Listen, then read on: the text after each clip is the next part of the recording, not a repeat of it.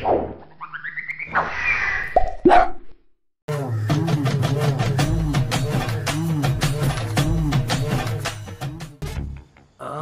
என்ன நீ பைத்தியக்காரனாவே நினைச்சிருக்கிறல்ல நீ.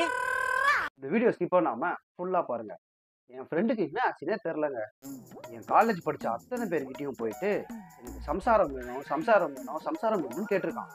இது கூட பரவாயில்லைங்க, கொஞ்சம் எக்ஸ்ட்ரீமா நேற்று நைட்டு பக்கத்து வீட்டு அங்கிளோட கதவை தட்டி எனக்கு சம்சாரம் வேணும்னு கேட்டிருக்கான். எங்களுக்கெல்லாம் பதறி போச்சு. என்னடா இவன் இப்படி ஆயிட்டான், ஒரு வேளை கல்யாணம் பண்ணி வைக்கிறதால தான் இப்படிலாம் யோசிக்க ஆரம்பிச்சிட்டானோ அப்படின்லாம் நானும் என்னோட காலேஜ் ஃப்ரெண்ட்ஸ்லாம் டிஸ்கஸ் பண்ண ஆரம்பிச்சிட்டோம். ரொம்ப பயமா வேற ஆயிடுச்சு எங்களுக்கு. இந்த மாதிரிலாம் போச்சுன்னா முத்திரும் இல்லையா.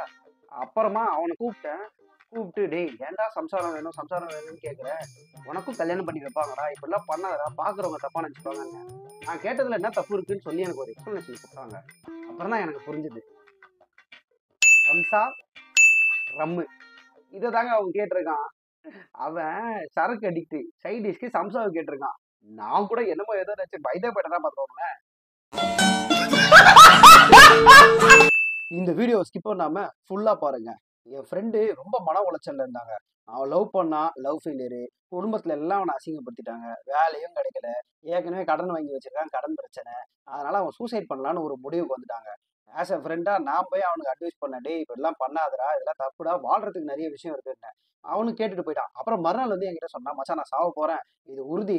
ஏன்னா எல்லாரும் என்கிட்ட என்ன சொன்னாங்கன்னா, தை பிறந்தா வலி பிறக்கும் அப்படின்னாங்க. நான் பிறந்தது வந்து மார்கழியில, அதனால நான் செத்துட்டு இன்னும் 2 நாள்ல தை மாசம் வரப்போகுது இல்லையா, அப்ப பிறந்து வந்து உன்னை மீட் பண்றேன்னா. நானும் அதாங்க யோசிச்சேன். இப்போ இன்னும் 2 நாள் இருக்கு இல்லையா தை பிறக்கிறதுக்கு, பார்க்கலாம் அவன் செத்துட்டு மறுபடியும் பிறந்து வந்து நல்லபடியா வாழ்றானான்னு நான் சொல்றேன். அதுக்கப்புறம் நம்மளும் செத்துட்டு தையிலேயே பிறப்போங்க. இந்த வீடியோ ஸ்கிப் பண்ணாம ஃபுல்லா பாருங்க.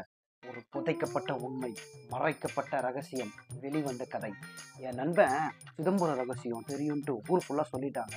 ஊர்ல இருக்க எல்லா மக்களும் சிதம்பரம் ரகசியம் தெரியணுமா, அதை கேட்டே ஆகணுன்ற ஆர்வத்தோட என் ஃப்ரெண்டை தேட ஆரம்பிச்சிட்டாங்க. நான் விடுவேன்னா, அவனை கடத்தி கொண்டு போய் வச்சுட்டேன் ஒரு குடோன்ல. அவன்கிட்ட நான் போய் கேட்டேன், என்கிட்ட சொல்றான் சிதம்பரம் ரகசியம் என்னன்னு. ஏன்னா பழங்காலத்து விஷயம் இல்லையா. அப்ப நான் கேட்டேன். அப்பா அவன் சொன்னாங்க, சிதம்பரன்ற ஒரு ஆளு சித்ரான்ற ஒரு பொண்ணை கூப்பிட்டுக்கிட்டு சித்தூருக்கு ஓடி போய் 10 வருஷம் ஆச்சு அப்படின்னா. சிதம்பரம் ரகசியம் இப்போ எனக்கு தெரிஞ்சிருச்சு. இந்த வீடியோ ஸ்கிப் பண்ணாம ஃபுல்லா பாருங்க. என் ஃப்ரெண்டு ஒரு பொண்ணை சின்சியரா லவ் பண்ணாங்க. சின்சியர்னா வெறும் வாய் வார்த்தைக்காக மட்டும் சொல்ல, ரொம்பவே சின்சியரா லவ் பண்ணான். அந்த பொண்ணு இல்லைன்னா என்ன வேணா பண்ணிப்பேன் அப்படின்ற ரேஞ்சுக்கு சின்சியரா லவ் பண்ணான். ஆனா அந்த பொண்ணு அவனை கூப்பிட்டு அசிங்கப்படுத்திருச்சுங்க. அதுக்கப்புறம் அவன் என்ன முடிவு பண்ணான், என்ன முடிவு எடுத்தான்னு எனக்கு சத்தியமா தெரியல. திடீர்னு பார்த்தா ஆள் அடையெல்லாம் மாறி ரொம்ப காஸ்ட்லியான ட்ரெஸ்ஸை போட்டுட்டு அந்த பொண்ணு பின்னாடி ஃபாலோ பண்ணான்.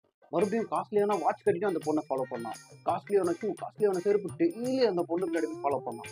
நான் போய் கேட்டேன், டேய் அந்த பொண்ணு தான் உன்னை அசிங்கப்படுத்திட்டால, திருப்பி எதுக்குடா புதுசா கெட்ட போட்டு போய் அவளை ஃபாலோ பண்ணுறேன்னு கேட்டேன். அதுக்கு அவன் ஒன்று சொன்னாங்க, மச்சான் அந்த பொண்ணு என்னை அவாய்ட் பண்ணும்போது சீப்பா பிஹேவ் பண்ணாதன்னா, அதனால தானே இவ்வளோ காஸ்ட்லியா பிஹேவ் பண்றதா அப்படின்னா. வெயிட் இந்த வீடியோ ஸ்கிப் பண்ணாம ஃபுல்லா பாருங்க. ஒரு வடக்கன் ஒரு தமிழ் பொண்ணை கரெக்ட் பண்ண ஒரு கதை. அந்த தமிழ் பொண்ணும் என் ஃப்ரெண்டோட ஆளு.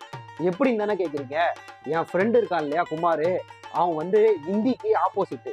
அதனால அவன் ஹிந்தியே பேச மாட்டான். அதே மாதிரி என் ஃப்ரெண்டோட ஆளுக்கு அவன் பேர் சொல்லி கூப்பிட்டா ரொம்ப பிடிக்கும். அதனால என்ன ஆச்சுன்னா, வடக்கன் இருக்கான் இல்லையா, அவன் கரெக்ட் பண்ணிட்டான். எப்படின்னு தானே கேட்குறீங்க. அந்த பொண்ணு பேரு சாரு, ஹிந்தி தானே சாருன்றது. அதனால என் ஃப்ரெண்டு அந்த பேரை சொல்லியே கூப்பிட மாட்டான். ஆனா வடக்கனும் கரெக்டா 4 மணி ஆச்சுன்னா வேலையை விட்டு போயிடுவான். அதனால 4 மணி ஆச்சுன்னா சாருன்னுவான். அது அந்த பொண்ணு காதுல கேட்டு அந்த பொண்ணு அவன் மேல இம்ப்ரெஸ் ஆயிட்டான். என் ஃப்ரெண்டு டிப்ரெஸ் ஆயிட்டான். இந்த வீடியோ ஸ்கிப் பண்ணாம ஃபுல்லா பாருங்க. என் ஃப்ரெண்டுக்கு ரீசெண்ட் டேஸ்ல பைத்தியம் பிடிச்சிச்சா என்னன்னு தெரியலங்க. என்ன பண்றான், காலையில எழுந்த உடனே காஃபி குடிச்சிட்டு தான் பல்லு விளக்குறான். இத கிட்டத்தட்ட ஒரு 3-4 நாளா கண்டினியூஸா பண்ணிக்கிட்டு இருக்கான். அதுவும் ஒரு நாளைக்கு 2-3 தடவை பண்றான். காஃபி குடிக்கிறான், பல் தேய்க்கிறான், காஃபி குடிக்கிறான், பல் தேய்க்கிறான். செம்ம டென்ஷன் ஆயிடுச்சு எனக்கு. அவனை கூப்பிட்டு வச்சு கேட்டேன், ஏன்டா இப்படி பைத்தியக்காரத்தனமா பிஹேவ் பண்றேன் அப்படின்னு.